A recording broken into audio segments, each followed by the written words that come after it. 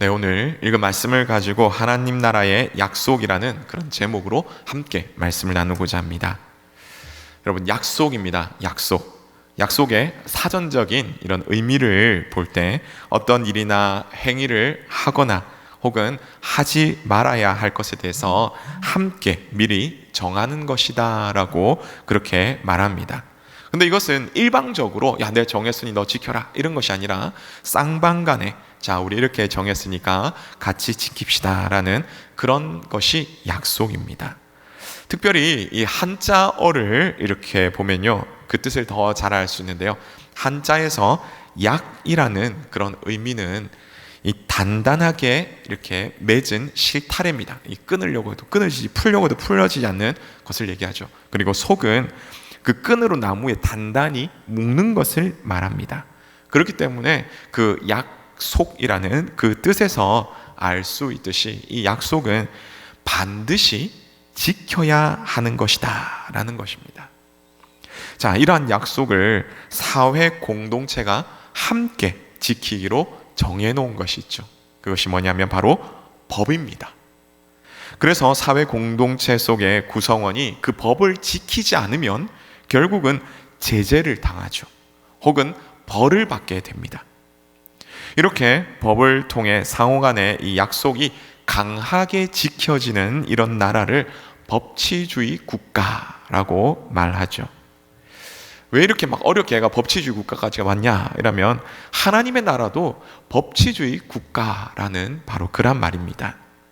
아니, 하나님의 나라가 법치주의 국가다, 왕이신 하나님이 다스리기에 전제 왕권을 말하지 않느냐라고 생각할 수도 있지만, 사실 이 전제 왕권은요, 세상의 독재자들이나 그런 왕 같은 마치 자기 기분에 따라서 마음대로 통치하는 것이 아니라 하나님의 나라는 선하신 그 하나님의 뜻 안에서 통치하는 그런 법치주의 국가라는 그런 말씀입니다. 하나님은 하나님의 선하신 뜻을 우리에게 잘 알려주기 위해서 율법이라는 하나님의 법을 주셨습니다. 법치주의 국가 밑에서 살아가는, 예를 들어서 일반적인 백성들은요, 여러분, 법이 그렇게 두렵거나 문제가 되지 않습니다. 그러나 범법자들에게는 두렵고 문제가 되는 것이죠. 예를 들어서 여러분 한번 보십시오. 여기 우리 주변에도 가끔 음주운전 단속을 합니다. 저는 술을 안 마시기 때문에 쫙 가다가 자신 있게 문을 쫙 내리고 후 하고 붑니다. 근데 만약에 술을 마셨다고 한번 생각해 보십시오. 제가 한 번씩 무서울 때가 있습니다. 언제냐면 지난번에 성찬식을 했을 때가 좀 무서웠습니다. 혹시나 목사가 걸릴까 봐서. 우리는 그런 건 아니라서 그러는데, 그렇죠, 만약에 내가 뭔가 조금 문제가 있다 이러면은 굉장히 그 경찰들이, 법이 무섭습니다. 그렇죠, 범법자들에게만 법이 무서운 것입니다. 이처럼 율법이 하나님의 백성들에게는 크게 문제가 되지 않을 것이나, 하나님을 알지 못하고 하나님을 두려워하는 사람들에게는 굉장히 부담스럽고 힘든 것이 되는 것이죠. 그런데 왜 하나님을 알지 못하는 사람들이 그렇게 부담이 될까요? 그것은 그 율법 속에 숨어 있는 하나님의 약속을 보지 못하기 때문입니다. 율법은요, 약속을 받은 하나님의 백성에게 주신 것입니다. 자, 다시 말씀드립니다. 율법은 약속을 받은 하나님의 백성들에게 주신 것이죠. 그러기에 율법에 앞서서 하나님의 약속을 우리는 먼저 봐야 한다는 것입니다. 오늘 말씀은 하나님의 약속을 보여줍니다. 그 약속을 다른 말로 언약이라고 하는데요, 이 언약은 변치 않는 하나님의 약속이기에 변치 않고 반드시 이루어지는 것입니다. 그러므로 하나님의 나라는 이 언약이 원동력이 됩니다. 원동력이 되는 것이죠.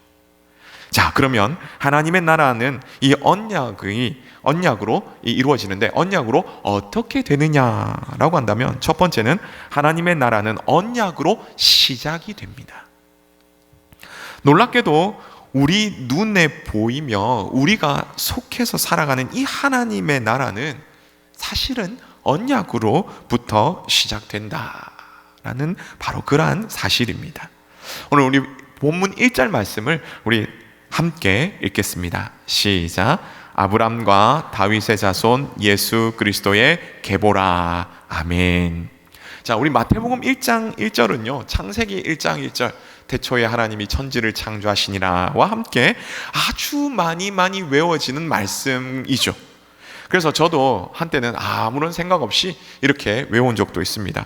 심지어는 제가 고3 때 암송을 하면은 점수를 준다 해가지고, 그때 지난번에 한번 말씀드린 적이 있는지 모르겠는데 그러니까 마태복음 1장 1절부터 오늘 본문 17절까지 다 외운 적이 있었습니다. 그런데 진짜 좀 이상하죠. 근데 외우고 보니까 참 도움이 되더라고요.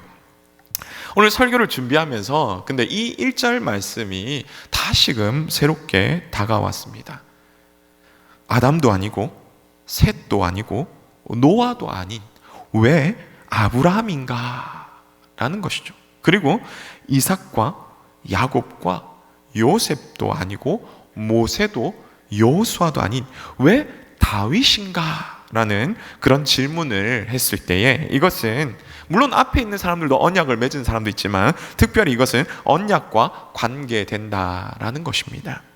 그러면 궁금증이 생기죠. 과연 아브람과 다윗은 하나님과 어떤 언약을 맺었고 그래서 어떤 언약과 연관되어질까라는 바로 그런 질문입니다. 먼저 아브라함의 언약에 대해서 살펴보겠습니다. 원래 아브라함은요, 하나님을 알지 못하고 살아가던 사람이었습니다. 그의 아버지 데라는 유대인의 전설에 의하면 우상을 만들던 사람이었다라고 그렇게 말하고 있습니다. 그래서 우상을 그래서 섬기던 그 집안에서 살아가던 그런 아브라함이었습니다. 그의 나이 75세 때에 하나님께서는 이 아브라함을 부르셨습니다. 그리고 언약을 하십니다. 그 내용이 창세기 12장 1절부터 3절까지에 나와 있는데요, 제가 읽어드리겠습니다. 여호와께서 아브람에게 이르시되 너는 너의 고향과 친척과 아비집을 떠나 내가 내게 보여줄 땅으로 가라. 내가 너로 큰 민족을 이루고 내게 복을 주어 내 이름을 창대하게 하리니 너는 복이 될지라. 너를 축복하는 자에게는 내가 복을 내리고 너를 저주하는 자에게는 내가 저주하리니 땅의 모든 족속이 너로 말미암아 복을 얻을 것이라 하신지라. 아멘. 하나님은 이 아브라함에게 내가 큰 민족을 이룰 것이며 그리고 너에게 복을 줄 것이다. 그로 인해서 너의 이름이 굉장히 크게 되고 높게 될 것이고 널리 알려질 것인데, 또한 너는 그래서 복이 될 것이다. 너는 복이 될 것이다. 그러기에 너에게 복을 비는 자에게는 내가 그 사람에게 복을 주고 너에게 저주하는 자에게는 내가 그 사람에게 반대로 저주를 할 것이다 라고 그렇게 하나님은 이 아브라함에게 약속하십니다. 이 약속은 하나님을 온전히 믿고 섬기는 이 아브라함에게 주신 사실 약속이 아니죠. 하나님을 믿고 섬기는, 제가 다시 한번 강조하겠습니다. 하나님을 믿고 섬기는 그런 아브라함에게 주었던 게 아닙니다. 그럼 어떤 아브라함에게 주었느냐? 아무것도 모르던 그런 아브라함에게, 그리고 우상을 섬기며 살아가던 그런 아브라함에게 하나님은 놀라운 약속을 주셨다라는 바로 그런 사실입니다. 그 약속의 핵심은 뭐냐면 너는 복의 근원이 된다. 내게서 복이 시작된다. 그것이 이어질 것이다 라는 바로 그런 약속이죠. 하나님은 아브라함에게 약속하신 이 약속을 다른 어떤 누구도 아닌 하나님께서 주셔서 100세에 낳은 이 아들 이삭을 통해서 이어지게 하셨습니다. 그리고 또 하나님께서 태중에 택하신 이 야곱을 통해서 이루어 가셨습니다. 그렇게 이어진 장자의 이 위치가 사실 이 야곱의 12아들이 쭉 있는데요, 그 12아들 중에 첫째, 둘째, 셋째가 범죄를 하죠. 그래서 넷째인 이 유다에게 이 장자의 권한이 이어지게 되고요, 물론 영적인 장자는 요셉에게 이어지긴 하지만 육적인 장자의 권한은 유다에게로 이어지고 이 유다를 통해서 다윗이 탄생합니다. 그러면 오늘 이 본문 1절에 이제 두 번째 나오는 인물인 이 다윗, 이 다윗은 그럼 어떤 사람입니까? 다윗 하면 우리는 잘 알고 있죠. 이스라엘의 두 번째 왕이다. 이스라엘 나라를 잘 다스렸던 선왕이다. 그리고 하나님의 마음에 아주 합했던 멋진 사람이다. 그리고 하나님을 향한 마음이 얼마나 대단했든지 그가 시편을 엄청 많이 기록하고 늘 항상 하나님 중심으로 살아갔기에 그 대단한 그 골리앗도 막 한 번에 막 무너뜨리고 전쟁을 했는데 전쟁에 나가며 백전백승하였던 그런 놀라운 사람이다라는 것을 우리는 잘 알고 있습니다. 그렇게 늘 하나님 중심으로 살아가려고 했던 다윗이기에 다윗이 온 이스라엘의 왕이 되어서 하나님의 도성인 예루살렘에 딱 있을 때 가장 먼저 했던 게 뭡니까? 하나님의 언약궤를 예루살렘으로 모시는 그 일을 가장 먼저 했던 바로 그런 사람이죠. 그 이후에 나라가 어느 정도 안정되었을 때 문득 생각한 것이 나는 백향목 이 좋은 궁에 거하는데 만왕의 왕인 그 하나님은 여전히 텐트 가운데 거하니 참 마음이 안 좋다. 하나님의 성전을 내가 지어야겠다라고 마음먹었던 대단한 사람입니다. 이런 다윗에게 하나님은 사무엘하 7장 1절부터 17절까지 다윗 언약이라는 그 언약을 주셨습니다. 그 내용을 보면요, 첫째는 이스라엘 주권자를 세우면서 그 다윗의 그 대적들을 다 물리쳐 주겠다, 그 다윗 이름을 뛰어나게 해주겠다라고 말합니다. 자, 둘째는 다윗 혼자만 왕이 되는 것이 아니라 다윗 후손들도 계속해서 이렇게 왕이 되어서 왕조를 이루게 하겠다. 그리고 세 번째는 너 다윗이 그렇게 건축하고 싶어하던 그 성전을 너의 후손을 통해서 내가 짓게 하겠다. 그리고 네 번째는 내 몸에서 날 그 한 씨를 통해서 내가 그 씨에게 내가 아버지가 되고 그 씨로 난 너 자손은 나에게 아들이 될 것이다 라고 약속하는 거죠. 그리고 마지막 다섯 번째는 내 후손이 잘못할지라도 내가 그냥 버리는 것이 아니라 징계하여서 다시 회복시키고 너의 나라는 내가 결코 버리지 않겠다, 빼앗지 않겠다라는 바로 그러한 약속입니다. 아브라함을 통해서 내 한 씨를 통해 복을 받을 것이기에 너는 복의 근원이 될 것이라고 약속하신 그 약속과 다윗을 통해서 내 한 씨를 통해서 견고한 영원한 나라를 세울 것이라는 그 하나님의 약속의 결과로 우리에게 구원과 생명을 주시며 참된 복을 주시는 만왕의 왕 만주의 주 이 예수님께서 오셨습니다. 그 언약의 결정체로서 참된 메시아라는 사실, 그 예수님만이 참된 메시아라는 바로 그 사실을 오늘 1절에 이 짧은 구절을 통해서 아브람과 다윗의 자손 예수 그리스도의 계보라, 여기서 그 모든 것을 함축하여서 보여주고 있는 것입니다. 사랑하는 성도 여러분, 하나님의 나라는 무엇을 지키고 무엇을 행하고 그래야지 복을 받고 구원받고 그런 거 이전에 하나님의 약속을 붙잡고 하나님 그 약속을 하나님 약속을 주신 그 하나님을 믿음으로부터 시작되는 그러한 나라입니다. 그 믿음으로부터 시작되어서 그 믿음으로부터 점점 커져가는 나라입니다. 물론 그렇다고 해가지고 이 믿음과 언약만 막 중요하고 하나님의 말씀을 지켜 행하는 것 중요하지 않다, 그런 말씀이 아니죠. 둘 다 중요합니다. 하지만 무엇이 우선, 무엇이 먼저 되었느냐면 로마서 4장에 말씀하듯이 하나님의 약속과 그 약속을 믿는 믿음이 우선되어졌다라는 바로 그런 사실입니다. 그러므로 하나님의 약속으로 시작된 이 구원의 은혜를 바라보며 하나님의 약속의 성취로 오신 그 예수님을 믿음으로 하나님께서 주시는 풍성한 은혜를 누리며 살아가시는 그런 우리 모두 되시기를 간절히 바랍니다.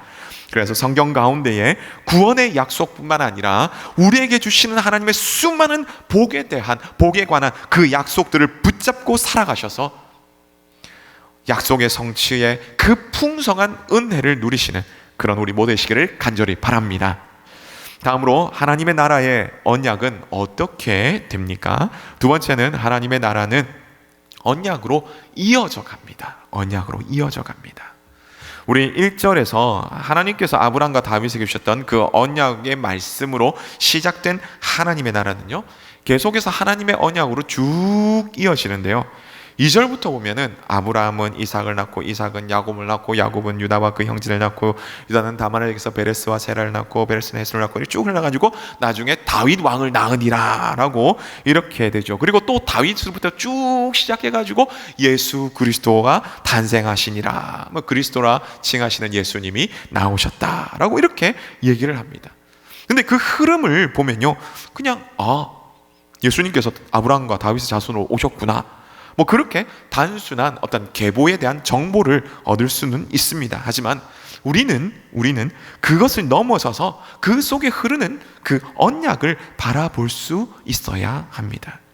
언약을 성취하시는 하나님을 그 말씀 속에서 바라볼 수 있어야 하는 것이죠. 하나님은 아브라함을 통해서 언약을 시작하셔서 다윗까지 하나님의 나라를 이렇게 쭉 세워 가십니다. 아브라함 한 명에 불과했던 그 하나님의 언약의 약속이, 그 언약을 받는 대상이 이제 세대를 거듭할수록 그 약속대로 하늘의 별과 같이 바다의 모래와 같이 확 늘어나기 시작했습니다. 다윗에 이르러서는 다윗의 후손이 왕위를 쭉 이어가면서요, 바벨론에 의해서 예루살렘에 멸망하기까지 이 하나님의 나라는 계속해서 이어져 갑니다. 근데 여기서 우리 잠시 생각해 볼 게 있죠. 우리 17절 말씀 보면요, 14대 막 이렇게 얘기를 하지 않습니까? 근데 사실 아브라함부터 다윗까지를 쭉 보면요, 어떻습니까? 뭐 14대가 충분히 넘을 수도 있는데 어쨌든 14대입니다.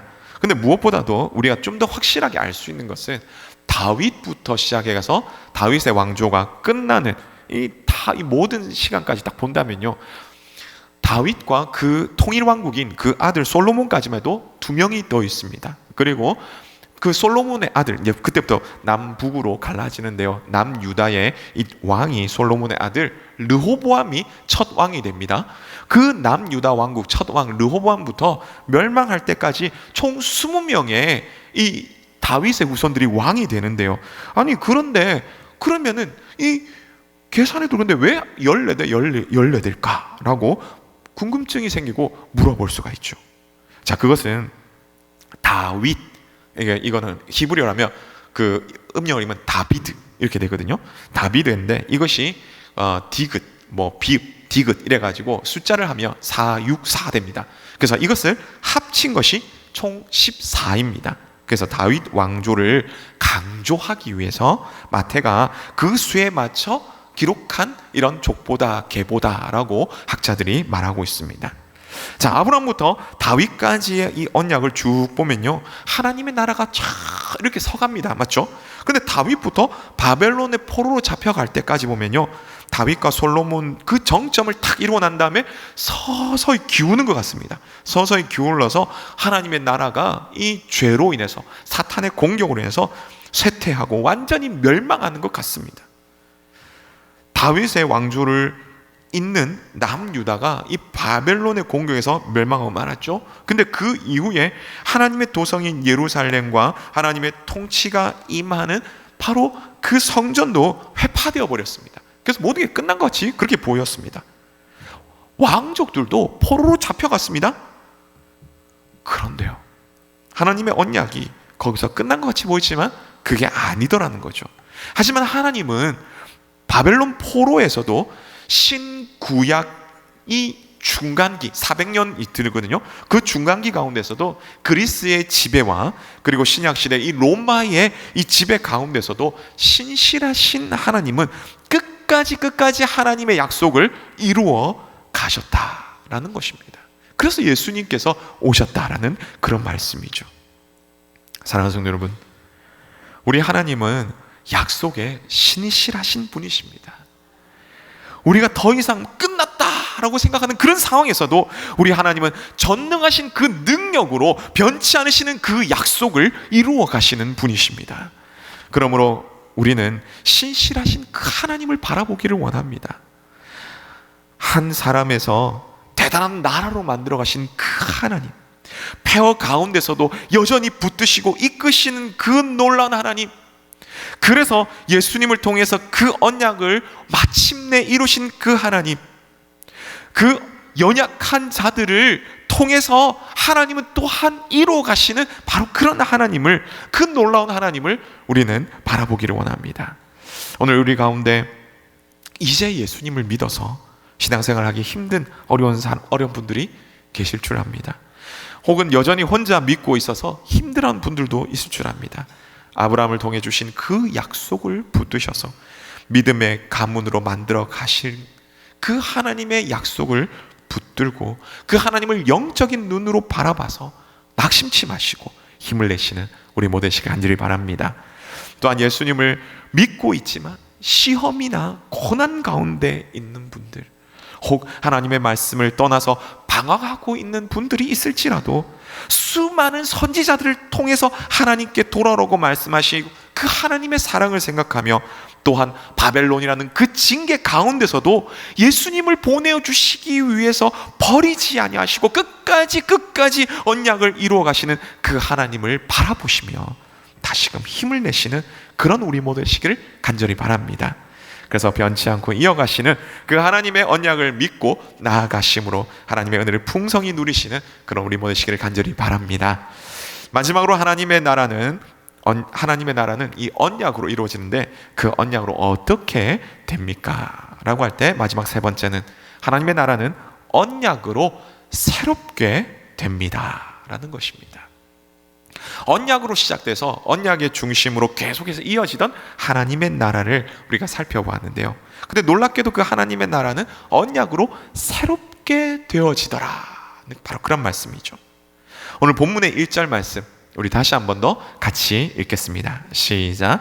아브라함과 다윗의 자손 예수 그리스도의 계보라. 아멘. 앞서 아브라함과 다윗을 살펴봤다면 이제 예수 그리스도를 생각해 보고자 합니다. 중요한 것은 예수 그리스도의 계보라입니다. 우리가 현재 쓰고 있는 이 개역 개정 성경은요, 원래 그러니까 원어의 그 뜻을 잘 드러내기 위해서 계보라라고 얘기합니다. 이 계보는요, 창세기에 보면은 10개의 톨레도트 해가지고 10개 계보가 나오는데요, 그 계보, 창세기를 생각하게 만드는 바로 그러한 것이죠.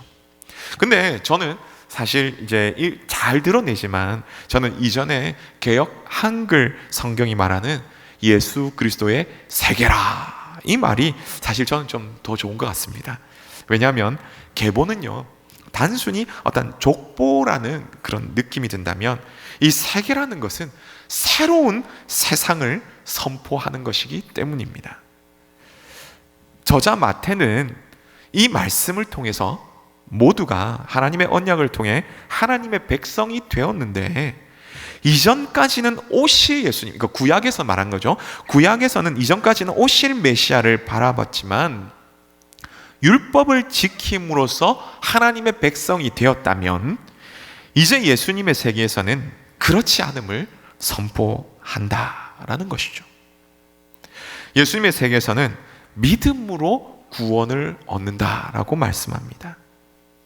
지금까지는 먼저 주신 옛 언약을 중심하였다면 이제는 예수님을 통해서 새 언약을 중심으로 살아가는 그런 사회임을 말씀하죠. 여기서 우리는 옛 언약과 새 언약을 잠시 살펴봐야 합니다. 옛 언약은 창세기 3장 15절부터 시작하여서 오늘 살펴본 아브라함과 다윗을 통해서 주시는 오실 예수님에 대해서 말씀하죠. 그런데 이렇게 말씀드리면, 아니 지금도 예수님을 믿고 옛날에도 예수님을 믿는데 뭐가 차이 있나, 그렇게 생각할 수 있습니다. 우리가 잘 알아야 될 것은요, 성경은 분명히 말씀하고 있죠. 옛 언약과 새 언약, 다시 말하면 구약과 신약, 여러분 보시면 여기 구약에 있네요. 구약과 신약 이 모두가 예수님을 믿음으로써 구원을 얻는다라고 분명히 말씀하고 있습니다. 우리 잘 기억해야 됩니다. 구약과 신약 모두는 예수님을 믿음으로써 구원을 얻는다고 분명히 말하고 있습니다. 옛 언약인 구약은 예수님께서 오신다. 그리고 새 언약인 신약은 약속대로 예수님이 오셨다. 그리고 그 예수님이 십자가에 죽으시고 부활 승천하셔서 이제 그 승천하신 예수님이 다시 오신다라는 바로 그런 말씀이죠. 그런데 여기서 중요한 것은 그 예수님을 믿는 방법입니다. 옛 언약을 따르던 사람들은요, 오실 예수님을 믿는 방법이 뭐였냐면 제사였습니다. 그리고 율법이었습니다. 그래서 소나 양이나 염소나 뭐 이렇게 위에 머리에 탁 손을 얹고 나서 나의 죄를 대신해서 내가 죽는다, 너가 죽는다, 이렇게 얘기를 하는 거죠. 그리고 너의 피를 통해서, 내 피를 통해서 나의 죄가 사해진다, 이렇게 고백을 하는 것입니다. 그리고 그러면서 거기서 끝나는 것이 아니라 더 나아가서, 원래 구약은 그렇습니다. 더 나아가서 메시아가 오실 것인데 그분의 피로 내가 완전히 죄가 사해진다, 이런 믿음으로 제사를 드린 것입니다. 이에 대해 새 언약을 따르는 사람들, 이제 신약 시대를 말하는 것이죠. 새 언약을 따르는 사람들은 오신 예수님, 그리고 다시 오실 예수님을 믿는 방법이 뭐냐면 산제사 영적 예배입니다. 산제사 영적 예배입니다. 우리의 유일한 구원자이며 또 하나님의 어린 양이신 그 예수님께서 우리의 죄값으로 대신하여 십자가에 못 박혀 죽으셨습니다. 그래서 단번에 우리의, 나의 과거와 현재와 미래의 이 모든 죄를 다 사해 주셨습니다. 그러므로 더 이상 어떤 동물이 내 대신 죽어야 할 필요가 없더라는 것이죠. 그 피를 가지고, 그 동물의 피를 가지고 하나님께 나아가는 것 아니라는 것입니다. 그럼 무엇으로 나가느냐? 우리는 날 위해 예수님이 그 죽어주신, 십자가에 죽어주신 그 성자 예수님의 보혈을 가지고, 그 보혈을 의지함으로, 그럼에도 불구하고 여전히 죄 많은 나약한 나이기에, 우리기에 변치 않는 그 믿음을 하나님 주십시오, 주십시오 하면서 그렇게 붙잡고 우리에게 믿음을 주시는 그 성령 하나님을 의지하여 그 도우심으로 말미암아 우리의 예배를 받으시는, 우리의 그 모든 것들을 받으시는 그 성부 하나님께 나아가는 것이 바로 이 새 언약이다라는 것이죠. 그러므로 새 언약 시대를 살아가는 성도님 여러분, 우리 모두는 이 삼위일체 하나님의 은혜로 타락하기 전 이 에덴 동산에서 하나님께 나아가 교제, 즉 예배했던 그 복을 이제 우리가 다시금 회복하여 누리며 살게 되었습니다. 하나님과 교제하는 그 복과 은혜, 산제사 영적 예배를 풍성히 누리기 위해서 우리는 이렇게 기도해야 되죠. 하나님, 믿음을 주시옵소서. 하나님, 우리를 도와주시옵소서. 우리가 이렇게 기도하면서 믿음 주시는 그 성령님을 의지하며 도우심으로 말미암아 죄 사하시는 그 예수님의 보혈의 힘을 의지하여 성부 하나님께 나가 이 삼위 하나님의 그 교제 속 가운데 그 은혜를 함께 누리게 되시는 우리 모두 되시기를 간절히 바랍니다. 그래서 언약으로부터 시작하여 언약을 이루시며 언약으로 또한 새롭게 하시는 그 하나님의 나라, 그 하나님의 나라의 주인공이신 그 예수님을 통해서 풍성한 은혜를 누리시며 하나님의 나라를 세워가시는 그런 우리 모두 되시기를 간절히 바랍니다. 또한 지금 이 시간도 하나님과 함께 기쁨의 교제를 나누며 계속해서 하나님과 동행하는 그런 믿음의 삶을 살아가시는 우리 모두 되시기를 주님의 이름으로 축복합니다.